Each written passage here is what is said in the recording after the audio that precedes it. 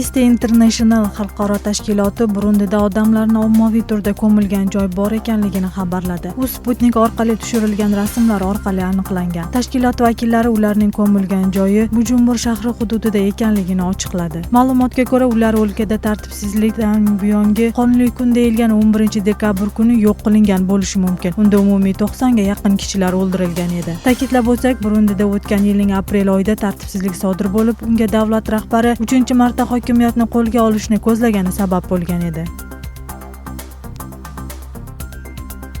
Xalqaro sog'liqni saqlash tashkiloti Zika virusining tarqalayotganidan xavotirda. Shu sababli fevral oyida favqulodda holatlar komiteti bilan birgalikda yig'in o'tkazish rejalanmoqda. Bu haqda tashkilotning bosh direktori ma'lum qildi. Mutaxassislarning fikriga ko'ra, Janubiy va Markaziy Amerikada 4 millionga yaqin kishi virusni yuqtirib olish xavfida turibdi. Ularning orasida homilador ayollar ham bor. Virus hasharotlar orqali yuqib, kasallik alomatlari 80% sezilmaydi. Infeksiya homilador ayollar uchun juda xavfli. Chaqaloq mikrosefaliya kasalligi bilan tug'ilishi mumkin. Hozirda virus 23 o'lkada aniqlangan. Ayrim o'lkalarda virus yuqtirib olgan homilador ayollarga abort qilishga ruxsat berilsin degan takliflar kiritilmoqda. Hozirda Zika infeksiyasining vaksinasi yo'q. Mutaxassislar unga qarshi dori ishlab chiqish ustida ish olib borishmoqda.